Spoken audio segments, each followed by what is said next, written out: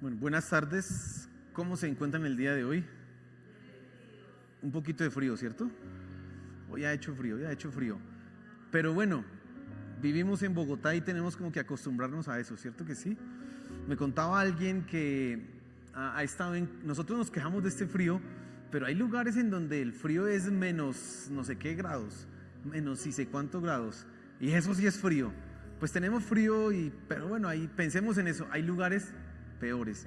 Entonces aquí en realidad podemos estar gozosos porque podemos alabar a nuestro Dios, tenemos a las personas que amamos a nuestro lado y eso es una bendición, ¿cierto que sí? Yo el domingo estuve hablando acerca de un corazón que escucha. ¿Sí recuerdan que hablamos todo eso de la importancia de escuchar lo que Dios nos habla, lo importante de escuchar lo que nos dicen los demás y aún lo que nos dicen los inferiores? Bueno, no solamente tenemos nosotros que tener un corazón que habla, sino también tenemos que tener un corazón que escucha, sino que tenemos que tener un corazón que habla. Y esa es la enseñanza esta noche. Quiero que tú pienses un momento en hablar. Quiero que pensemos en algunas cosas que tenemos que hacer porque hay que hablar, pero ahí es donde surgen los problemas. ¿Por qué? Porque realmente tú y yo no sabemos hablar. Le voy a dar unos ejemplos para que usted quede convencido. Por ejemplo, la Biblia dice en Proverbios 10, capítulo 10, versículo 19, dice: en las muchas palabras no falta pecado, mas el que refrena sus labios es prudente. ¿Qué está diciendo ese versículo? ¿Que es mejor quedarse qué? Porque uno habla y dice muchos pecados. Pero mire, Santiago capítulo 1, en el versículo 19, dice: por esto, mis amados hermanos, todo hombre sea pronto para oír, tardo para hablar y tardo para airarse. Si en algo debemos ser acelerados, apurados, es en oír, pero debemos ser lentos ¿para qué? ¿Y por qué la Biblia dice que en el mucho hablar no falta el pecar o que debemos ser lentos para hablar?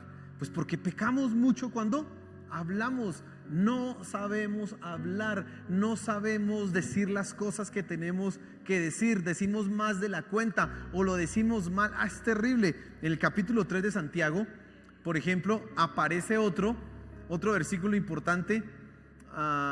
Yo estoy usando ahorita citas nada más de introducción. Esta no es la cita que voy a usar el día de hoy. Simplemente son ejemplos que le estoy dando a usted de cómo nosotros no sabemos hablar. ¿Sabe qué dice Santiago de la lengua? Miren lo que dice el versículo 6. Y la lengua es un fuego, un mundo de maldad. La lengua está puesta entre nuestros miembros y contamina todo el cuerpo e inflama la rueda de la creación, y ella misma es inflamada por el infierno. Cosa terrible la lengua. Miren lo que está diciendo Santiago, que la lengua es inflamada. ¿Por qué? ¿Por qué? Por el infierno.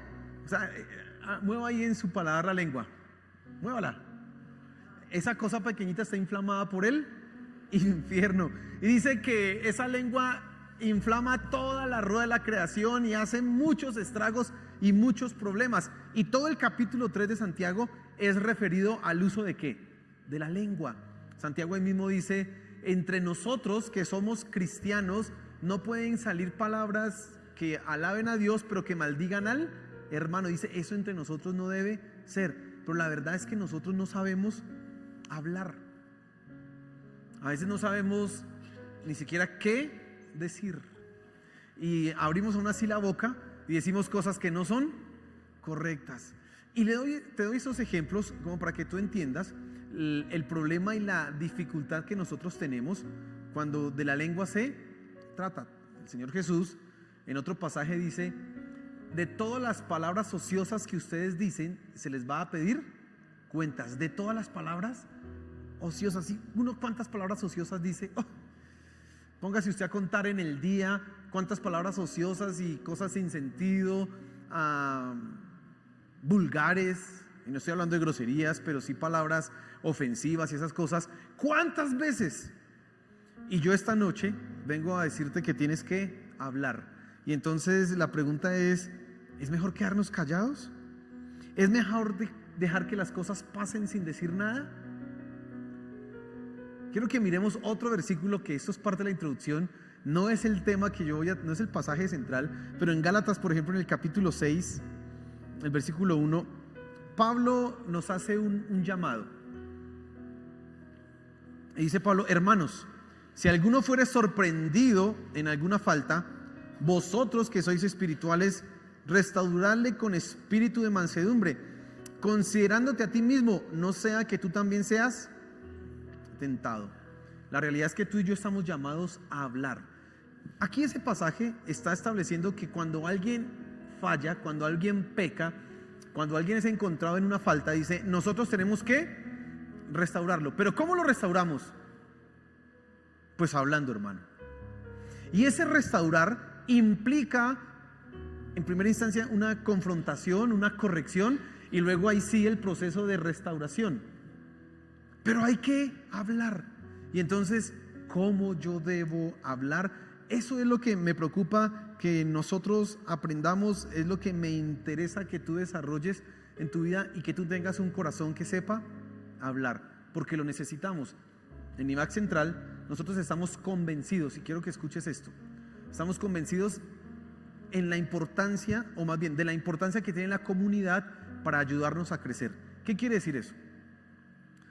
Que en la medida que tú te involucres en la familia iglesia y te relaciones con las personas de la familia iglesia, te involucres en un ministerio, hagas las clases y todo eso, tu vida va a ir creciendo espiritualmente por una sencilla razón, porque en las relaciones y en la vida cristiana nosotros somos confrontados, nosotros somos llevados a madurar, por ejemplo, a corregir cosas de nuestra impaciencia. ¿Sabe? Hay gente que no le gusta relacionarse porque sabe que al momento de relacionarse le toca soportar algunas cosas que no quiere soportar, y pues para relacionarse y tener amigos toca pues aguantarse algunas cosas.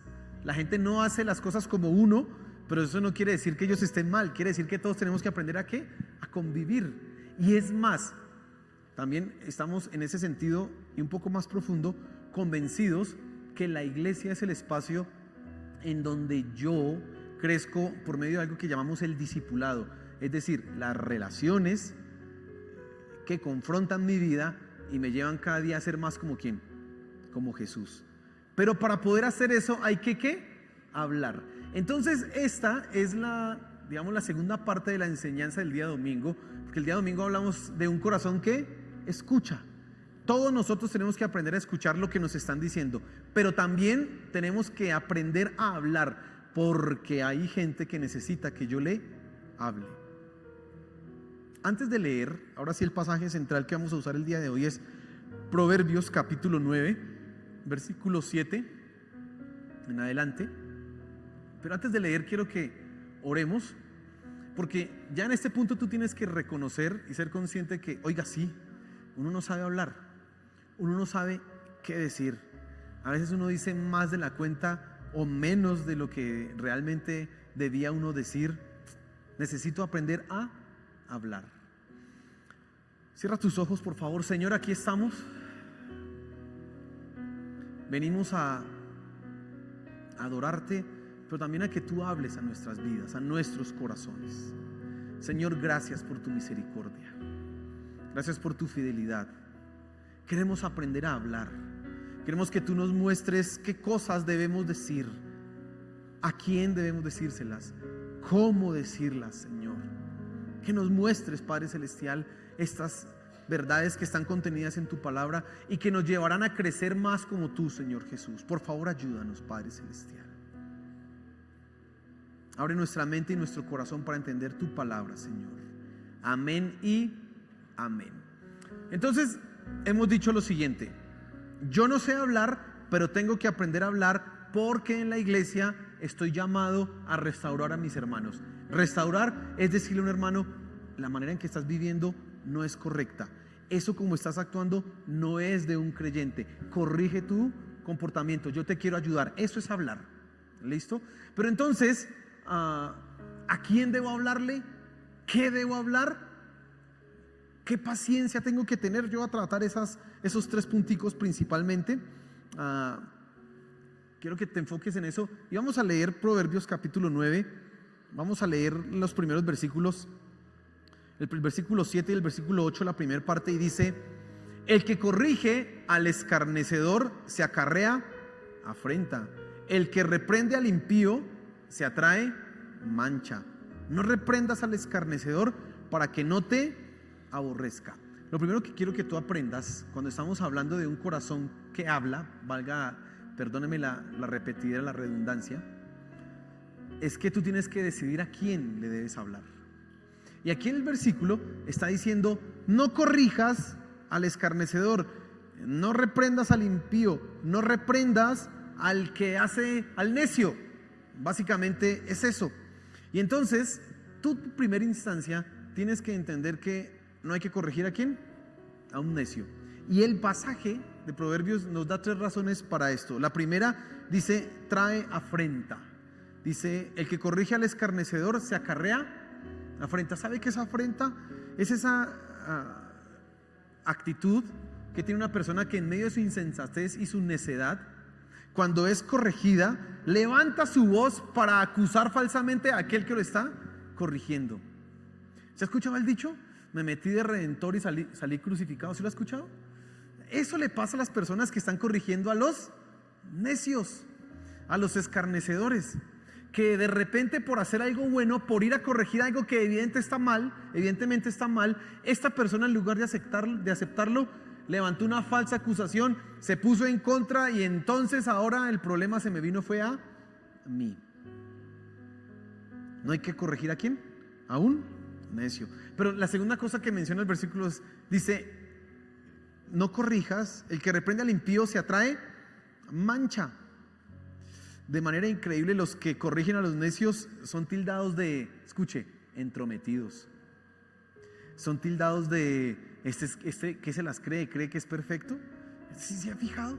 Hay gente que está corrigiendo a otro y la acusación es que ese se cree que es perfecto, es que ese se cree que es santo, es que se cree que tiene la vida arreglada. Esa es otra acusación que se gana uno cuando está corrigiendo ¿a quién? A un necio. Tremendo. Uno quiere hacer un bien y lo que resulta de la cosa en contra de uno. Y la tercera razón que da para no corregir a un necio, dice, es que genera aborrecimiento, odio, fastidio. Dice ahí el versículo: no reprendas al escarnecedor para que no te aborrezca. Cuando alguien no quiere escuchar, luego de tantas veces que se le dicen las cosas, empieza a coger es rencor, rabia. Ay, mi vida no se meta. Bueno, usted ha escuchado esas cosas. Ira, rencor, amargura. ¿Sabes que hay un ejemplo en la Biblia de esto? Y es nuestro Señor Jesús.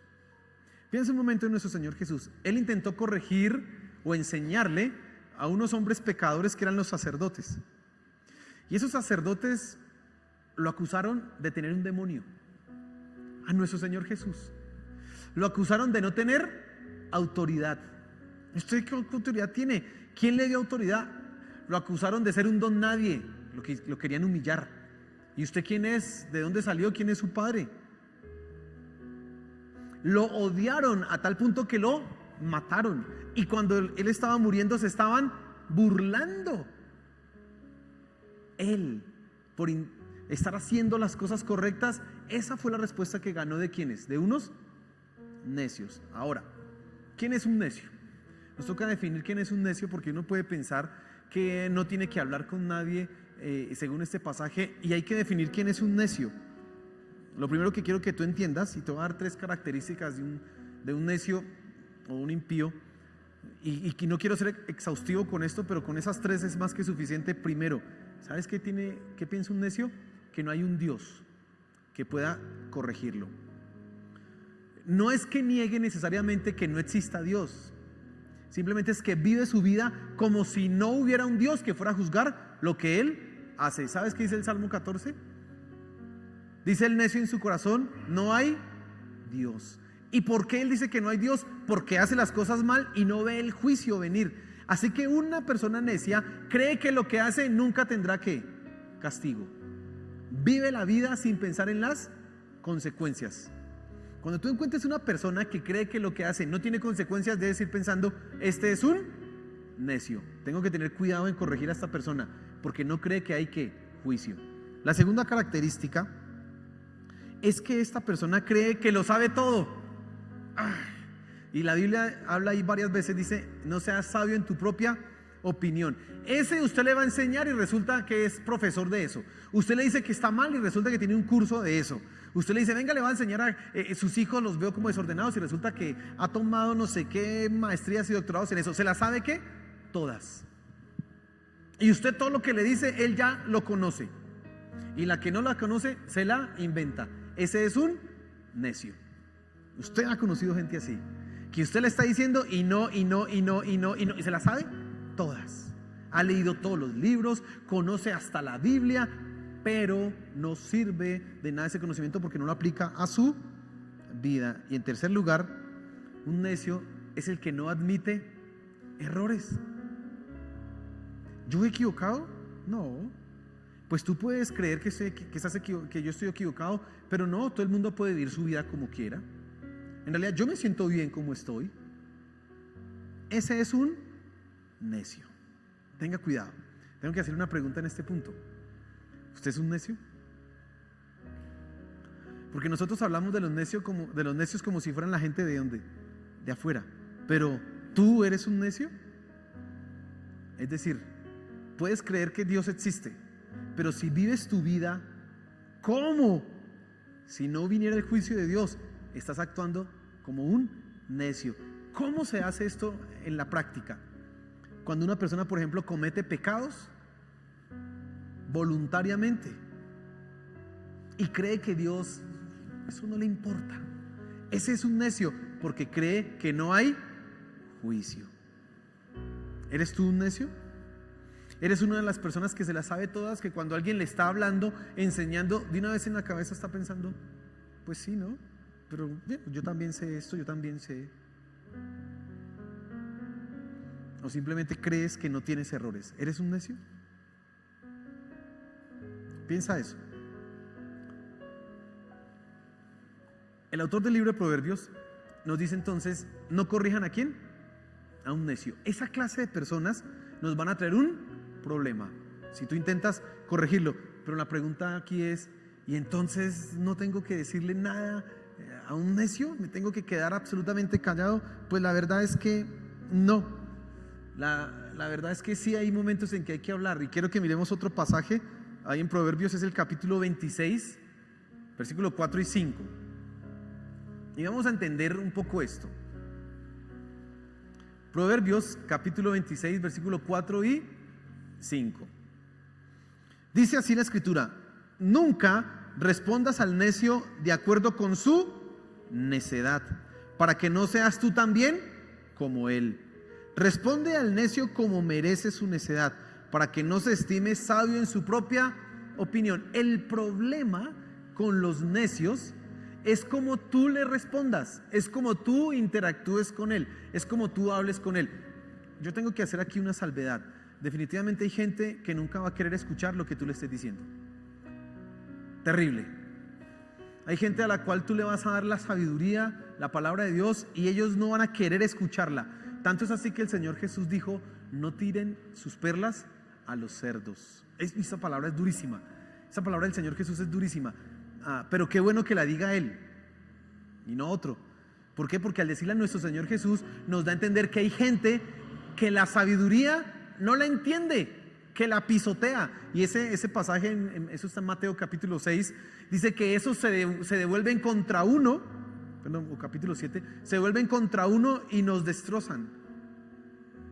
Hay gente que definitivamente no va a escuchar, pero hay algunos necios con los que tú vas a tener que interactuar y vas a poder hablar. Dos cosas tienes que tener en cuenta para poder hacer eso.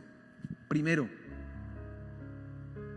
no hay que perder la compostura. Dice ahí el pasaje: nunca respondas al necio de acuerdo con su necedad, para que no seas tú también como él. ¿Sabe qué es responder de acuerdo con su necedad? Usar de sus maneras, responder a la misma altura de sus argumentos, con la misma terquedad, con la misma tosudez. Es usar esas mismas, hasta gritos. Salir de la palabra de Dios para entrar en un punto de irracionalidad. Eso es lo que tú no tienes que hacer. Por el contrario, lo que sí debes hacer, dice ahí el pasaje: responde al necio como merece su necedad, para que no se estime sabio en su propia opinión. Tú vas a tener entonces que demostrarle a este necio lo incoherente de su posición, lo incongruente de la manera en que vive, llevarlo de alguna forma a entender que lo que está haciendo, la manera en que se comporta, no va a tener de ninguna manera un buen final. En algunos casos se puede, en algunos casos van a escucharte, en algunos casos tú vas a poder hablar y te escucharán, pero nunca a las maneras de ellos, nunca usando las formas de ellos, nunca usando los argumentos de ellos, siempre mostrando la incongruencia de sus errores. Ahora, ¿cómo hacemos eso? Lo vamos a ver ahorita en la segunda parte. Pero entonces lo primero que tú tienes que entender es que no hay que hablarle ¿a quién? A un necio. Y si tengo que hablar, tengo que tener cuidado cómo le hablo. Es lo primero que quiero que entiendas. Pero ¿a quién sí tengo que hablarle? A un sabio. Dice, nos devolvemos allá a Proverbios capítulo 9 y dice ahí: corrige al sabio y te amará, da al sabio y será más sabio, enseña al justo y aumentará su saber. Con el necio uno lo que obtiene es dolor, tragedia, dice ahí manchas, lo aborrecen a uno. En lugar de que obtenga cosas buenas, se le va como mal la cosa. Pero aquí es todo lo contrario. Y son dos resultados principales. Primero, te ganarás el amor de esa persona. Corrige al sabio y te amará. Dice, da al sabio y será más sabio. Enseña al justo y aumentará su saber. El sabio ve que quien lo está corrigiendo no lo está condenando ni lo está criticando. Por el contrario, ¿sabes qué entiende el sabio? Esta persona me está amando, por eso me corrige. Esta persona se preocupa por mi vida, por eso me corrige. Y cuando él entiende eso, entonces decide ¿qué? Amar a la persona, porque se está sintiendo él mismo amado. Mire qué interesante. Y ya vamos viendo algunas características de lo que es un sabio. Es una persona que en la corrección ve amor, no condena, no critica. Eso es un sabio. Cuando uno corrige a una persona sabia, en realidad se gana su amor. En segundo lugar, esa persona aumenta su conocimiento. Dice, da al sabio y será más sabio, enseña al justo y aumentará su saber. Es increíble, pero la corrección que es aceptada, la corrección que una persona recibe, trae más sabiduría. Dos resultados: uno, amor, gratitud; dos, sabiduría. ¿Quién es un sabio? Todo lo contrario a lo que vimos ahorita de un necio. Así que un sabio sabe que hay un Dios que ha de juzgar las cosas. Por lo tanto, vive su vida con el temor de cómo actúa, porque sabe que Dios lo está mirando. Ese es un sabio. Cuando tú veas una persona que siempre dice, ay, pero eso sí estará bien, ¿será que eso sí le agrada a Dios? Puedes decir, esta persona es sabia. Esta persona es sabia, porque vive su vida pensando de esa manera. Dos, un sabio es una persona que reconoce su incapacidad de hacer perfectas las cosas, que está dispuesto a decir, me equivoqué, no sé, enséñeme. Y cuando tú le dices, oye, es que yo creo que estás haciendo mal, ¿de verdad? Muéstreme. Esa es una persona sabia. Esa no es una persona insegura. Esa no es una persona que le falta carácter. No, esa es una persona que sabia, que está escuchando. ¿Será que sí? ¿Será que tienen razón? ¿Será que me estoy equivocando? Y una persona sabia es la que está dispuesta a escuchar lo que Dios quiere decir, directamente o por medio de otras personas. Nunca cierra sus oídos a la corrección. Esa es una persona sabia. No te voy a preguntar si tú eres sabio, te voy a invitar a que seas una persona sabia. Eso es lo que tú debieras ser. Una persona que vive bajo el temor de Dios, una persona que está atenta a todo lo que Dios le pueda decir y que no cierra sus oídos si lo está diciendo otra persona, que reconoce que hay cosas que mejorar. Siempre tendremos cosas que mejorar. Esa es una persona sabia. ¿Y sabes qué dice la Biblia con respecto a los sabios y a los necios? Dice que Dios mira a los altivos y a los necios, ¿de qué? De lejos. Mas a los humildes, que son sabios, Él está cerca de ellos. Tú debes ser una persona sabia. Pero hablando de nuestro tema, nosotros tenemos que hablarle ¿a quién? A los sabios.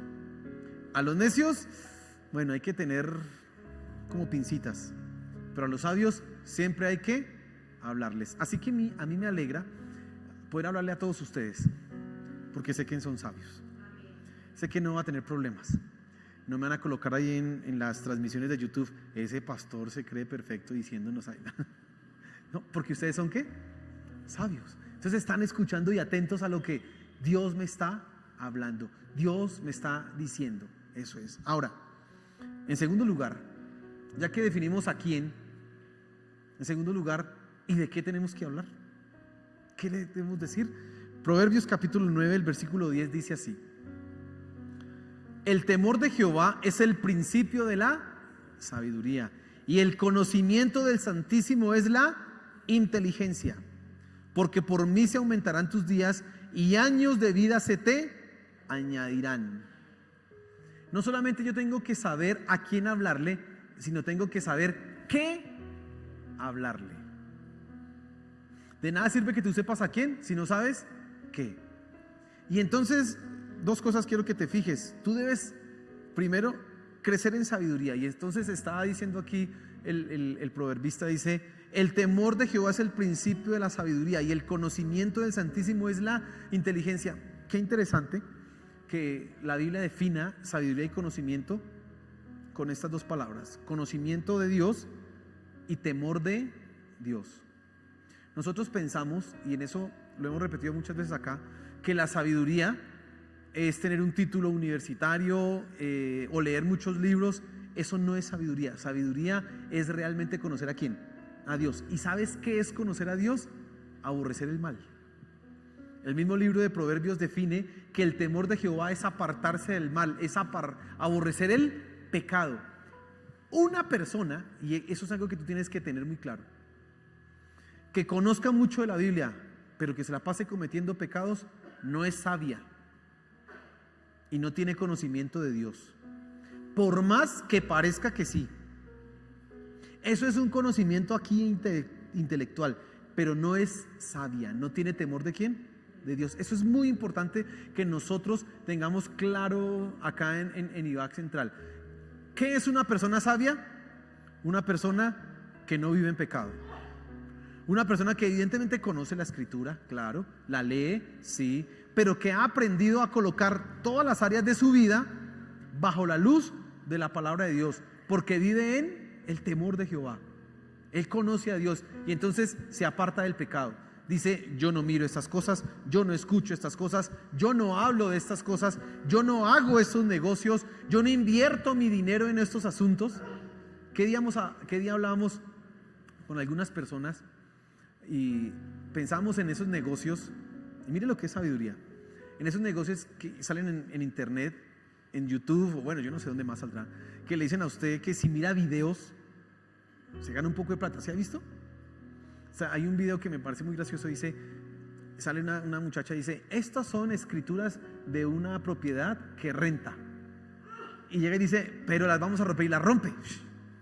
Y luego sale: vendimos para ganar no sé qué cosas, y entonces solo por estar ahí sentados mirando unas cosas ahí ya se volvieron ricos.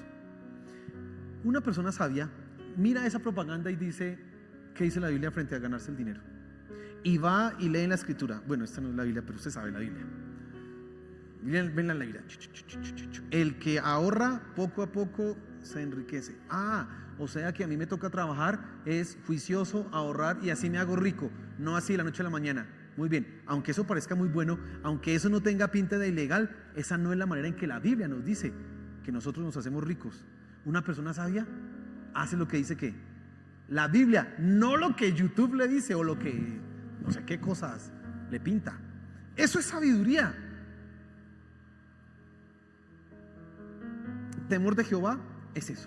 A veces pensamos que temor a Jehová es pues el miedo. Ay, Dios, pues también, porque dice que Dios es fuego que consumidor, y pues sí, si Dios se llegara a aparecer aquí temblaríamos y caeríamos de rodillas, claro. Pero ahora que no lo vemos así palpable, que no lo tocamos, el temor a Jehová lo expresas tú cuando vives en santidad. Tú tienes que crecer en eso. Obviamente tienes que conocer la palabra de Dios, etcétera, etcétera. Pero entonces cuando tú vas a hablar a las personas, le vas a enseñar el temor de Jehová. Le vas a hablar de la sabiduría de Dios. ¿Cómo así de la sabiduría de Dios? Pues le va a enseñar qué es apartarse del pecado. Un necio, en la definición que hemos venido diciendo, cree que no hay Dios que lo juzgue, se las sabe todas y no admite error. Por lo tanto, vive en muchos pecados. Tú lo que necesitas es mostrarle cómo debe apartarse de esos pecados para vivir ¿qué? Bien. Eso es lo que tú necesitas enseñarle. No filosofía, no psicología. Tú necesitas mostrarle el camino de la santidad.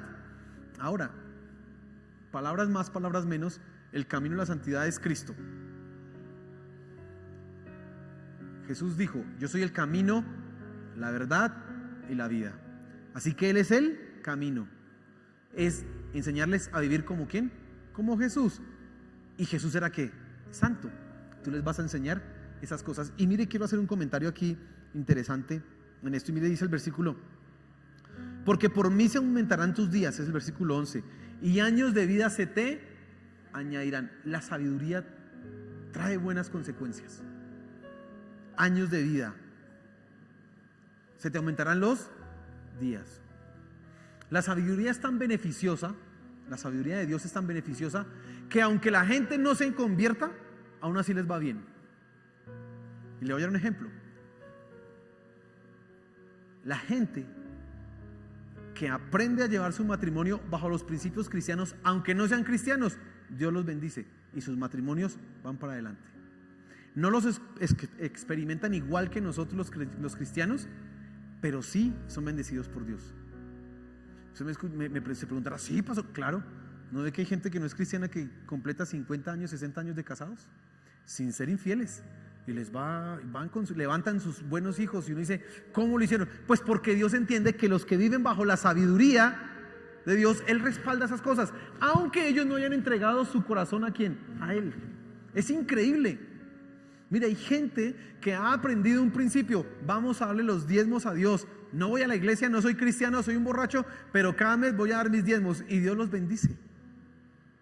Y eso es increíble, porque ellos han entendido que en la sabiduría de Dios trae ¿qué? Bendición.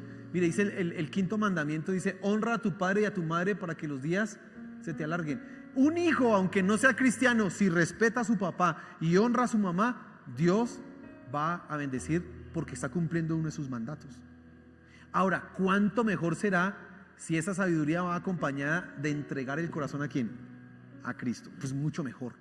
Pero la sabiduría es tan beneficiosa que aunque las personas no se conviertan, aún así Dios las bendice. El problema es que esa bendición es momentánea, ¿no? Solo para esta tierra. Nosotros les estamos hablando de una bendición para la eternidad. Pero yo solamente quiero señalar eso, para que tú entiendas la bendición que hay en que las personas puedan vivir bajo el temor de Jehová. Nosotros estamos en una época en que la gente no vive bajo el temor de Dios. Esta es una época en que las personas no temen, por ejemplo, pervertir la naturaleza conforme Dios la ha hecho. Ya sabe usted todo lo que pasa con esta ideología de género.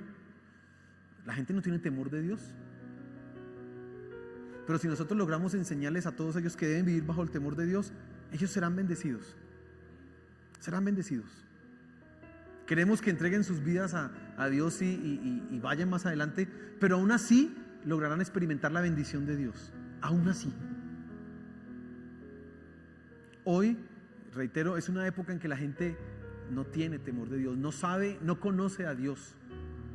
Aún entre muchos cristianos vemos personas que están cometiendo pecados a todo momento, pecados desde pequeñitos hasta pecados grandes.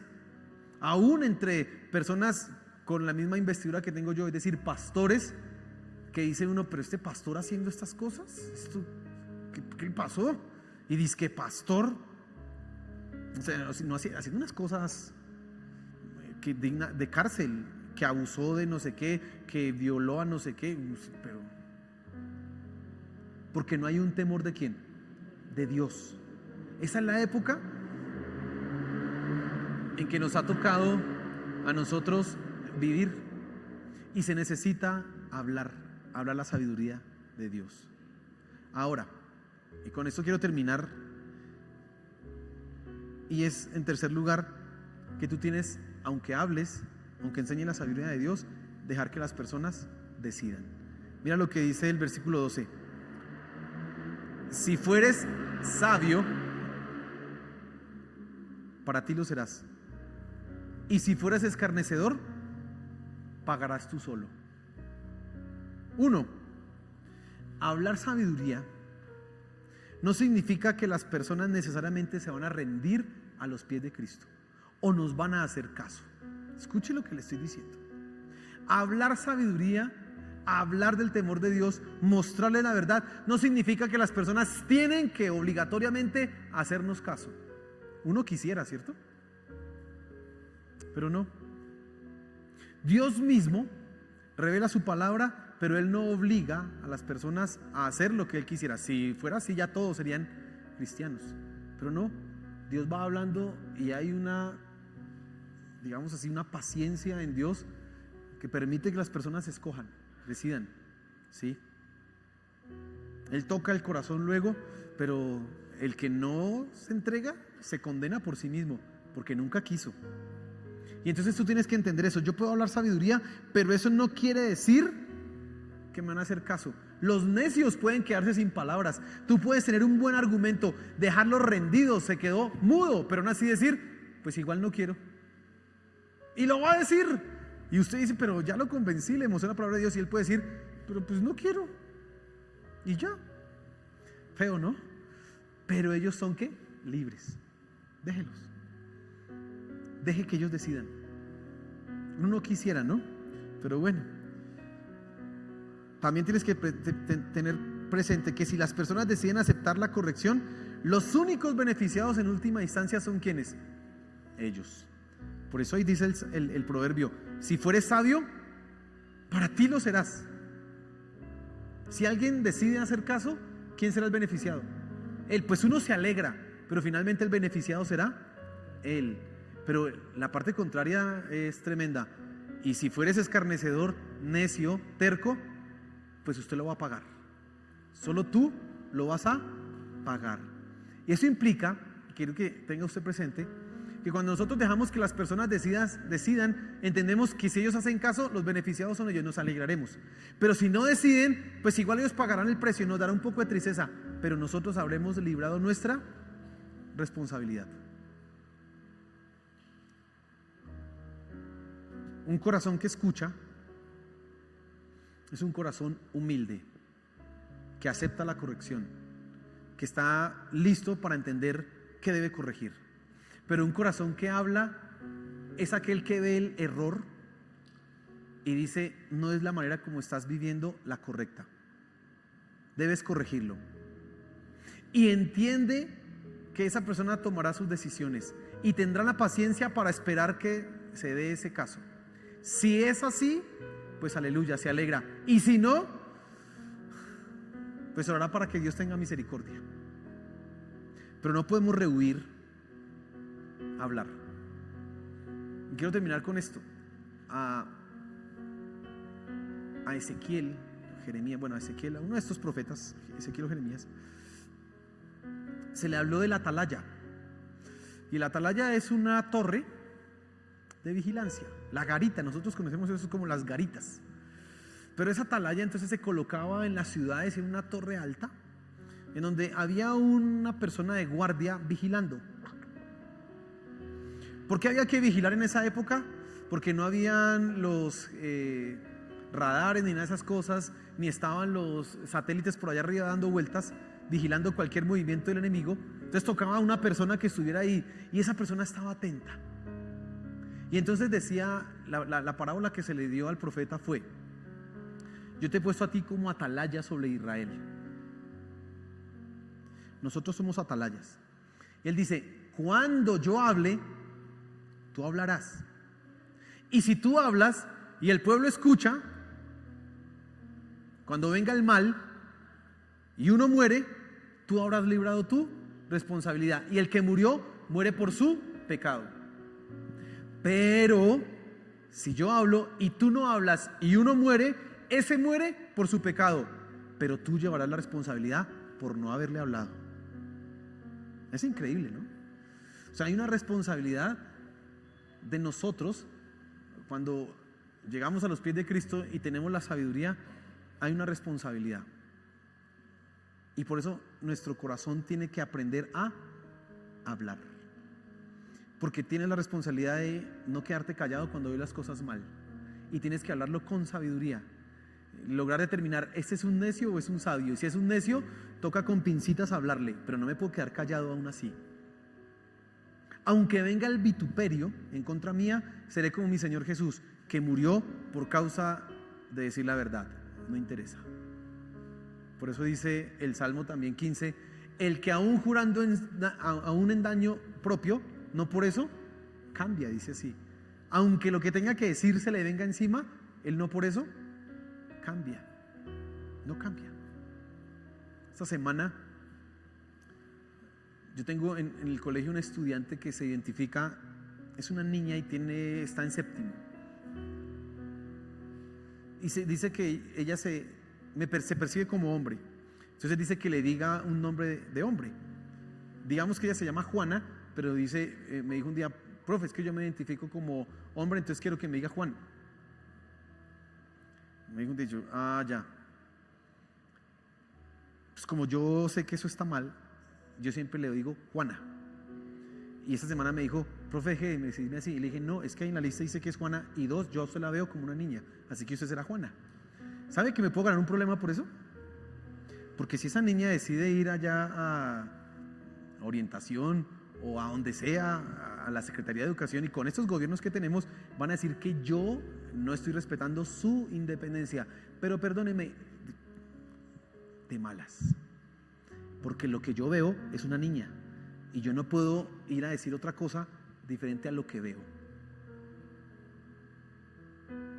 Y bueno, pues veremos a ver qué pasa. Finalmente Dios es el que cuida mi trabajo. Pues yo no me puedo quedar callado porque, ay, es que si pierdo el trabajo, mejor le digo niña, no, le digo niño, no, esa es una niña, y ya. Tú tienes que también pararte en algunos momentos de esa manera, y te vas quizás a ganar un lío, quizás no, pero mientras sea la verdad, estaremos dispuestos a sostenerla. Amén. Póngase en pie, por favor.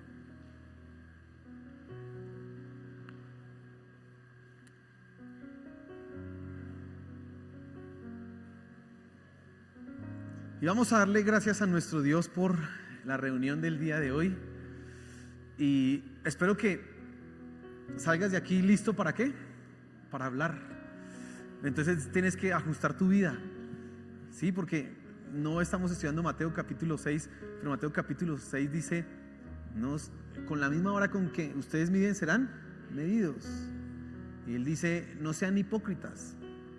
Dice, ¿por qué mira la paja que está en el ojo de su vecino y no ve la viga que está en el suyo? Eso es hipocresía. Y entonces dice, primero quita la viga para que puedas ver bien y ahí sí puedas corregir. Eso habla desde que yo tengo que aprender primero en mi vida a vivir como debe ser para poder enseñar a los demás. Así que yo debo ajustar mi vida al estándar de Dios, a la santidad. Debo crecer en eso mucho y luego voy a poder corregir. Entonces tú tienes que hacer eso y que Dios nos dé sabiduría para poder hablar. Amén. Señor, gracias por tu palabra, gracias por las cosas que tú nos dices, nos enseñas. Y hoy entendemos que tenemos que hablar la verdad. Y cuando estamos con una persona que es necia, pues tenemos que ser más sabios todavía para poder hablar. Que tenemos que enseñar es tu verdad, el camino a la salvación, es decir, enseñarte a ti, mi Señor Jesús. Y entender que eres tú quien da los resultados, no nosotros. Padre Celestial, ayúdanos a hablar correctamente, con sabiduría. Ayúdanos a ser personas sabias. Te lo pido, mi Señor Jesús. Que las palabras que salen de nuestros labios sean las que edifican las vidas de las personas. Sean palabras que lleven a la gente a reconocerte a ti. Por favor, mi Señor Jesús. Gracias. Gracias, Padre Celestial, por esta noche y por lo que nos has enseñado. Amén y amén.